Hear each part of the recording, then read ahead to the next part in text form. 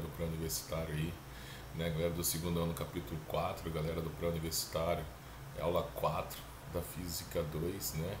Já estamos dentro de ótica, então vamos à nossa aula de espelhos esféricos. Primeira coisa que temos que saber, espelhos esféricos, que os mesmos são originados de esferas. Dessas esferas nós vamos fazer uma secção longitudinal, nós vamos extrair o que nós chamamos de calota esférica, perfeito? Dessa calota esférica, a parte interna, a face interna dessa calota esférica é denominada face côncava e a face externa é chamada de face convexa, perfeito? Ainda dessa mesma ideia, dessa calota que foi retirada de uma esfera, nós temos aí o nosso centro de curvatura.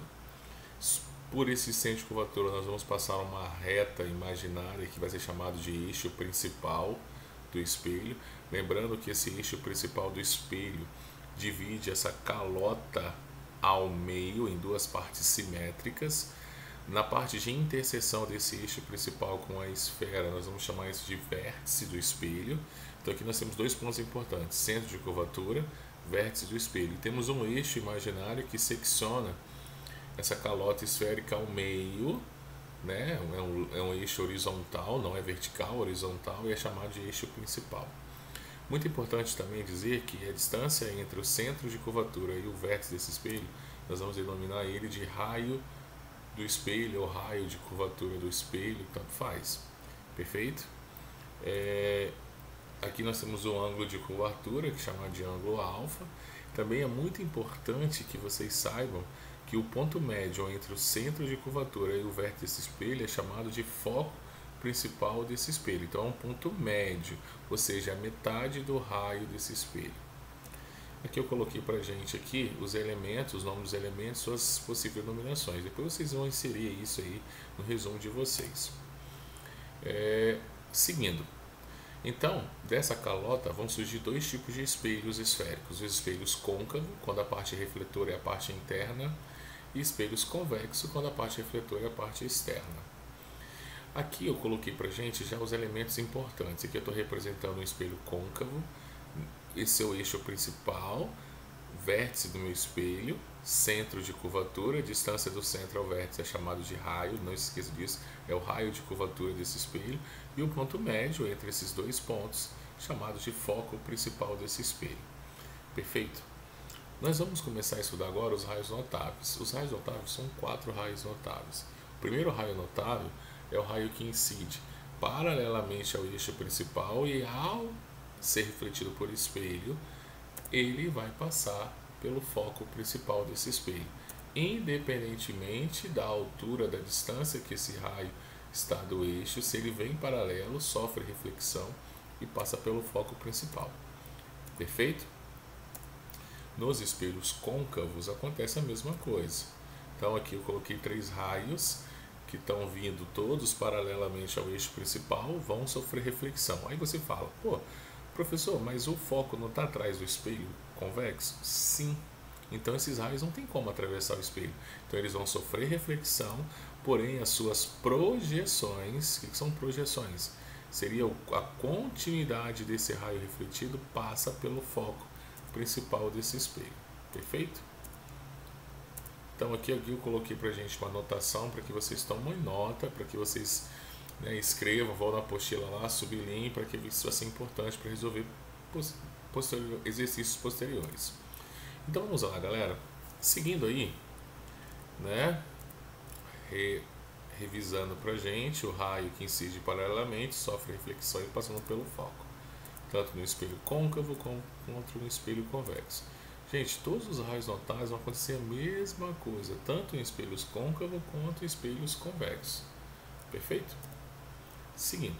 Segundo raio notável é o contrário do primeiro. Se o primeiro que incide paralelamente sofre reflexão e passa pelo foco principal do espelho, o segundo raio ele vai ser inserido passando pelo foco e vai sofrer reflexão paralelamente ao eixo principal. Aqui também, independentemente do ângulo, independentemente da curvatura, passou pelo foco, sofre reflexão e o raio refletido vai ser paralelamente ao eixo principal desse espelho. No espelho convexo, a mesma coisa, porém os elementos foco e centro de curvatura estão atrás do espelho, não tem como esse raio incidir passando pelo foco principal, somente o seu prolongamento. Fechado? Agora o nosso terceiro raio. Nosso terceiro raio também é muito importante, e é o raio que ele passa pelo centro de curvatura, e ao sofrer reflexão, ele vai sofrer reflexão e vai passar sobre o mesmo trajeto, porém em sentido oposto. Lembrando lá, ó, reversibilidade dos raios luminosos. Dois raios conseguem seguir o mesmo percurso, ou seja, ter a mesma direção e sentidos opostos. É só lembrar lá do retrovisor do automóvel, o motorista vê a passageira atrás e a passageira também consegue enxergar o motorista à frente. Perfeito? Espelhos convexos, a mesma coisa. Lembrando que não tem como esse raio passar pelo centro de curvatura em um espelho convexo, porque o centro de curvatura está atrás desse espelho, está na parte opaca, a parte não refletora. Mas os seus prolongamentos passam. O último raio notável é todo raio que incide no vértice de um espelho reflete simetricamente. Vou mostrar para a gente o que é simetricamente. Então vamos colocar o elemento.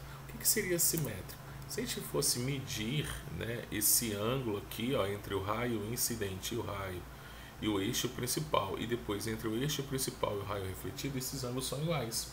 Então quer dizer que o raio incidente e o raio refletido são simétricos. Perfeito, galera? Massa, né? Tanto para espelhos côncavos quanto para espelhos convexos. Perfeito? Show?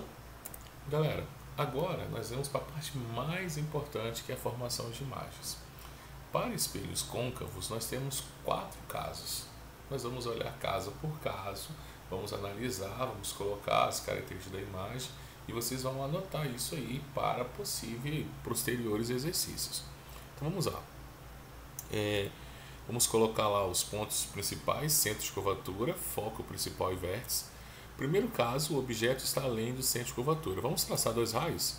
Todo raio que incide paralelamente ao eixo principal reflete passando pelo foco. Todo raio que passa pelo foco incide, reflete paralelamente. Percebe que esses 2 raios têm um ponto de encontro, né, de interseção.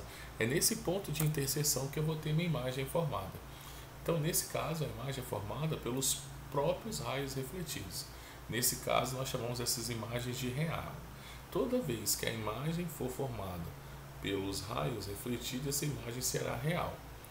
Essa imagem, então, ela é real. Repara que ela é menor do que o objeto que deu origem a essa imagem e ela está invertida em relação ao objeto.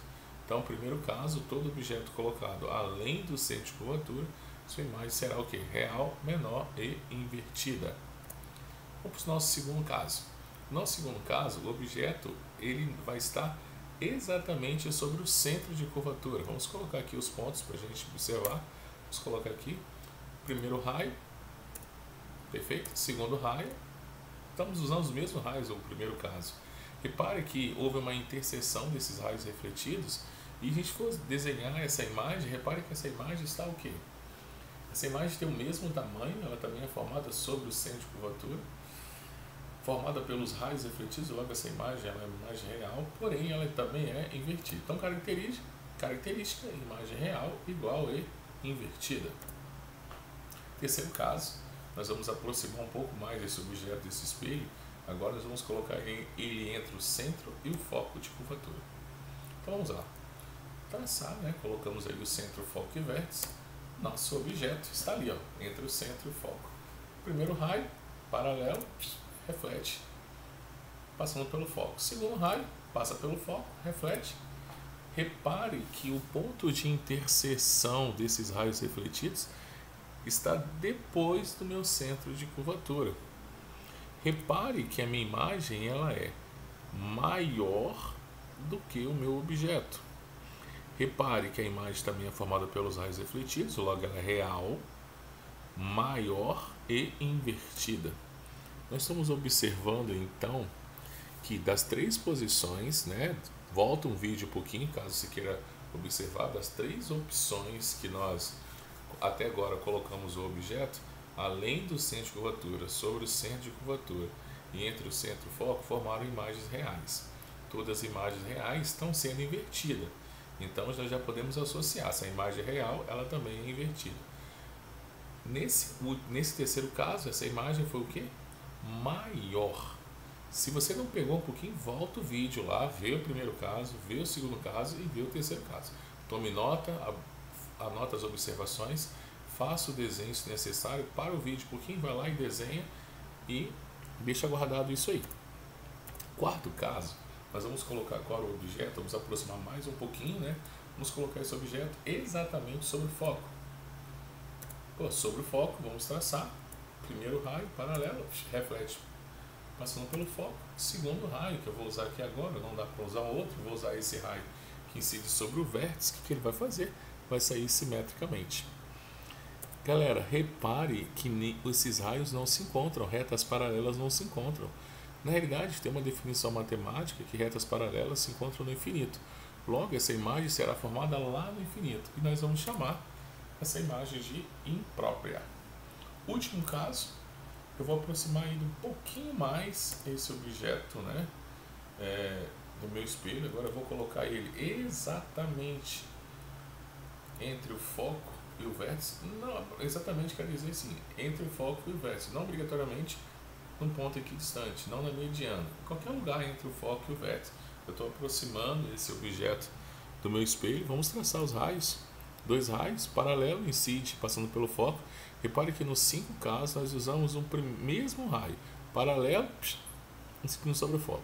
Vamos usar esse raio aqui, usamos agora no quarto caso, vamos usar novamente ele. Repare que esses raios aqui na frente, eles não se encontram, cada vez mais eles vão estar afastados. Porém, se prolongarmos esses raios refletidos, os seus prolongamentos vão se encontrar aqui atrás do espelho. Quando a imagem é formada pelo prolongamento dos raios refletidos, nós dizemos que essa imagem ela é virtual. Então, essa imagem aqui, em relação ao objeto, é uma imagem virtual, direita. Repare que ela está na mesma posição que o objeto e ela é maior. Característica aqui, imagem virtual, maior e direita. Esse tipo de posição do objeto em relação ao espelho côncavo, ele tem muita aplicabilidade no cotidiano. Por exemplo, aquele espelho utilizados por dentista, por exemplo, aqueles espelhos utilizados em bolsinhas de maquiagem, onde você vai ter uma imagem virtual e maior do que o objeto. Perfeito?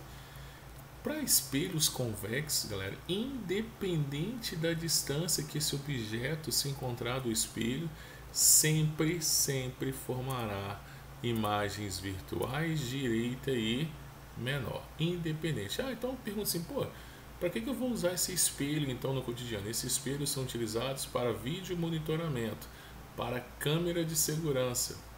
Perfeito? Galera, vamos ver se vocês entenderam agora. Vamos fazer um exercício aqui, só para ver se vocês conseguirem entender essa primeira parte teórica, né, do capítulo 4, aula 4, capítulo 4 para o segundo ano, aula 4 para a galera do pré-universitário. Vamos lá. Vou ler. Um espelho esférico conjuga uma imagem virtual, direita e reduzida de um objeto real. Então quer dizer que foi colocado um objeto na frente de um espelho esférico. Eu não sei que tipo de espelho esférico é esse. Pode ser côncavo ou pode ser convexo. Ele me deu as características da imagem. Ele falou que a imagem é virtual, que essa imagem ela é direita e que essa imagem ela é reduzida, ou seja, ela é menor que o objeto. Em relação a esse espelho e a posição do objeto da imagem, assinale a alternativa correta. Letra A. Trata-se de um espelho côncavo quando o objeto é posicionado entre seu foco e o vértice. Então quer dizer o seguinte, se eu pegar um espelho côncavo e colocar o objeto entre o foco e o vértice, eu vou ter essa imagem virtual, direita e reduzida. Vamos ver? Nós estudamos sobre isso. Pior que não, hein? Se eu colocar esse objeto entre o foco e o vértice, o que eu vou ter? Eu vou ter uma imagem virtual maior e direita. Não bateu. Então, letra A não é. B. Trata-se de um espelho côncavo quando o objeto é posicionado no foco do espelho. Será que se eu pegar um objeto e colocar ele no foco principal de um espelho côncavo, eu vou ter uma imagem virtual direita e reduzida? Vamos analisar. Se eu colocar um objeto no foco de um espelho côncavo, eu vou ter uma imagem própria, não forma imagem. A imagem vai ser formada lá no infinito. Não é a letra B. Letra C. Trata-se de um espelho côncavo quando o objeto é colocado no centro de curvatura desse espelho. Então, será que se eu pegar um espelho côncavo e colocar um objeto sobre o centro, eu vou ter uma imagem virtual direita e reduzida? Vamos analisar? Não. A minha imagem será real, igual e invertida. Toda vez que eu colocar um objeto no centro de curvatura de um espelho côncavo, a imagem será real, igual, ou seja, do mesmo tamanho que o objeto, e invertida. Não é a letra C. Vamos ver a D. Trata-se de um espelho convexo quando o objeto é colocado a qualquer distância de seu vértice. Então quer dizer o seguinte: se eu pegar um objeto qualquer e colocar diante de um espelho convexo, eu vou ter sempre imagem virtual direita e reduzida. Vamos ver. Imagem virtual menor, ou seja, reduzida e direita. Foi isso que ele falou: virtual, direita e reduzida. Logo, a resposta para a gente é a letra D. Perfeito, galera. Espero que tenha entendido. Caso não tenha entendido, volta o vídeo, vê pausadamente, faça as anotações, faça as observações. Qualquer dúvida, tá? Por favor, me chame lá no WhatsApp. Estarei à disposição de vocês. Então, agora é com vocês, né? Vocês tomaram nota disso, fizeram o resumo de vocês, fizeram a leitura do livro de vocês. Agora eu quero que vocês façam o meu simulado espelhos esféricos teoria. Observe no link da descrição do vídeo, ou vocês vão lá no Alunos Book, lá tem um link para que vocês possam fazer o simulado de vocês. Beleza, galera? Espero ter ajudado. Tamo junto nessa. Então, estamos junto. J10 está aqui. Beleza, galera? Então, só quem conhece aí o boleiro sabe o porquê do J10.